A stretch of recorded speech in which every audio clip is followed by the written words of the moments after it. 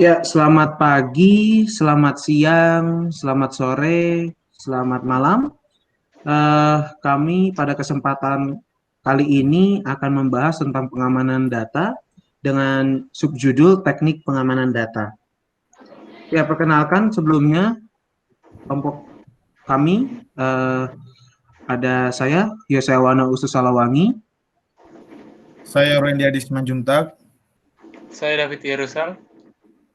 Ya, kami berangkat dari pertanyaan kenapa data perlu diamankan. Yang pertama adalah mencegah penyalahgunaan data oleh pihak yang tidak bertanggung jawab.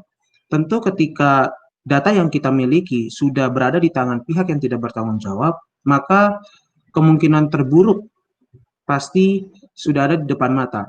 Karena ketika data yang kita miliki sudah berada di tangan orang lain, bisa saja tentunya disalahgunakan seperti untuk melakukan penipuan, penyebaran hoax, atau bahkan pencurian yang mengatasnamakan diri kita, sehingga kita harus berurusan dengan pihak yang berwajib, dan itu merugikan diri kita sendiri. Kemudian ada hak kendali atas data pribadi.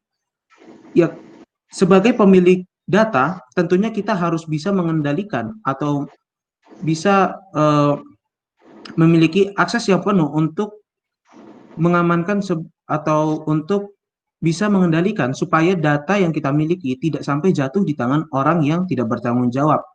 Karena bagaimanapun juga itu adalah data pribadi kita. Untuk itu, makanya kita harus memiliki hak kendali penuh atas data yang kita miliki. Kemudian yang ketiga adalah intimidasi online terkait gender. Identitas gender pun juga harus patut mendapat perhatian untuk diamankan untuk mencegah terjadinya KBGO atau kekerasan berbasis gender online yang dilakukan juga oleh orang-orang yang hanya mencari sensasi di sosial media, misalnya seperti Facebook, Instagram, dan lain-lain, dan juga untuk mencegah kejahatan dunia maya. Kemudian kalau kita sudah mengetahui data kita perlu diamankan, kemudian diamankan dari apa? Dari ancaman. Lalu timbul ancaman apa yang dapat membahayakan data kita? Yang pertama ada malware. Malware merupakan sistem yang dirancang untuk dapat merusak jaringan yang kita miliki atau device yang kita miliki pada perangkat seperti komputer ataupun smartphone kita. Di mana malware ini memiliki berbagai banyak jenis ya. Salah satunya mungkin ada virus, trojans, rootkits, worms, spyware, crimeware, dan adware.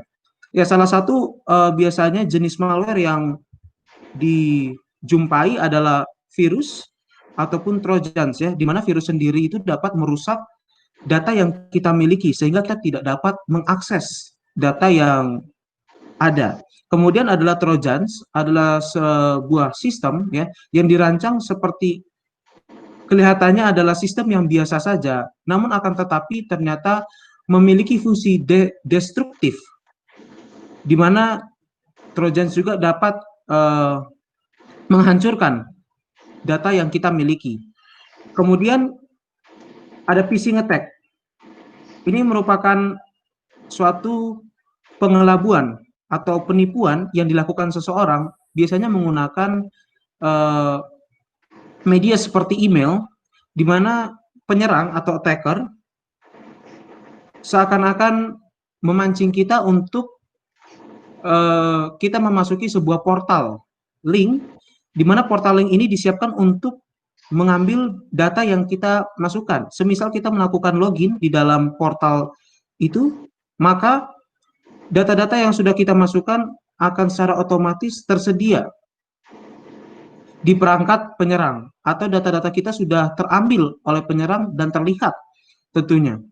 Maka dengan begitu data-data yang sudah kita masukkan ya, mungkin seperti identitas diri kita juga kita masukkan, itu bisa disalahgunakan, dan itu kembali lagi dapat merugikan diri kita sendiri. Kemudian ada botnet. Botnet ini adalah sistem yang dirancang bagaimana ketika kita atau perangkat kita, maksud saya, terinfeksi botnet ini, maka ketika perangkat kita, komputer kita atau smartphone kita, ketika terhubung ke internet, maka botnet ini akan menjalankan instruksi yang sebelumnya sudah diberikan oleh penyerang, di mana instruksi itu dibuat sesuai dengan keinginan penyerang. Semisal penyerang ingin mengambil data, maka botnet sudah ditanamkan instruksi untuk mengambil data. Kemudian ada ransomware. Ya, ransomware ini adalah bagian dari salah satu jenis malware, akan tetapi tingkat keberbahayaannya jauh lebih tinggi daripada malware yang lain, ya, atau jenis malware yang lain. Karena ransomware ini adalah sebuah sistem yang dirancang untuk membatasi akses kita untuk maksud saya membatasi akses kita terhadap data yang kita miliki, di mana penyerang biasanya ingin mendapatkan uang jaminan untuk kemudian kita dapat kembali lagi mengakses data yang kita miliki, dan ini cukup merugikan dan juga membahayakan bagi perangkat yang kita punya. Kemudian untuk itu maka ada teknik pengamanan data yang selanjutnya akan dijelaskan oleh teman saya, Ruendi. Saya persilakan. Baiklah, di sini saya akan menjelaskan beberapa teknik pengamanan data. Yang pertama, ada teknik pengamanan data enkripsi.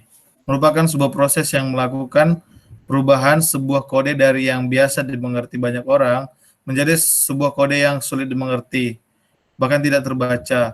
Contohnya terdapat pada chat pada aplikasi WhatsApp. Selanjutnya, yang kedua ada teknik pengamanan data firewall. Merupakan sebuah sistem atau perangkat yang mengizinkan lalu lintas jaringan yang dianggap aman untuk melaluinya dengan mencegah lalu lintas jaringan yang tidak aman. Biasanya ini terdapat pada perusahaan-perusahaan besar. Selanjutnya, yang ketiga ada teknik pengamanan kriptografi. Merupakan ilmu mengenai teknik enkripsi di mana naskah asli atau plain text diacak menggunakan suatu kunci enkripsi menjadi naskah acak yang sulit dibaca atau ciphertext oleh seorang yang tidak memiliki kunci dekripsi. Oke, selanjutnya akan dilanjutkan oleh David. Oke, teknik pengamanan data yang keempat yaitu teknik pengamanan Secure Socket Layer atau SSL. Adalah suatu bentuk penyediaan data sehingga informasi rahasia seperti nomor kartu kredit atau kontrol autentifikasi tidak dapat dibaca atau diakses oleh pihak lain selain pemiliknya dan server atau pemilik service. Biasanya yang menggunakan ini adalah HTTPS. Oke, yang selanjutnya, teknik pengamanan data yang kelima, Pretty Good Privacy, adalah salah satu algoritma keamanan komunikasi data melalui internet untuk komunikasi harian semacam electronic mail atau email. PGP merupakan gabungan antar sistem pembiat BGS, enkripsi simetris dan asimetris. Dengan adanya PGP ini, kita dapat memastikan yang pertama, isi pesan benar-benar dikirim oleh pengirim. Yang kedua, pengirim merupakan benar-benar pengirim, bukan orang yang mengaku sebagai pengirim. Teknik pengamanan data yang keenam yaitu steganografi. Steganografi ini merupakan seni dan ilmu menulis pesan tersembunyi atau menyembunyikan pesan dengan suatu cara sehingga selain si pengirim dan si penerima pesan, tidak ada seorang pun yang mengetahui atau menyadari bahwa ada suatu pesan rahasia. Biasanya menggunakan media digital sebagai wadahnya seperti video, gambar, audio, maupun video. Oke, terima kasih. Ya, ini berikut ini daftar pustaka yang kami ambil untuk menjadi bahan pemaparan dari pengamanan data. Ya, dan ya, itulah tadi pemaparan yang bisa kami sampaikan. Mohon maaf apabila ada salah kata maupun ada salah penjelasan. Kami ucapkan terima kasih.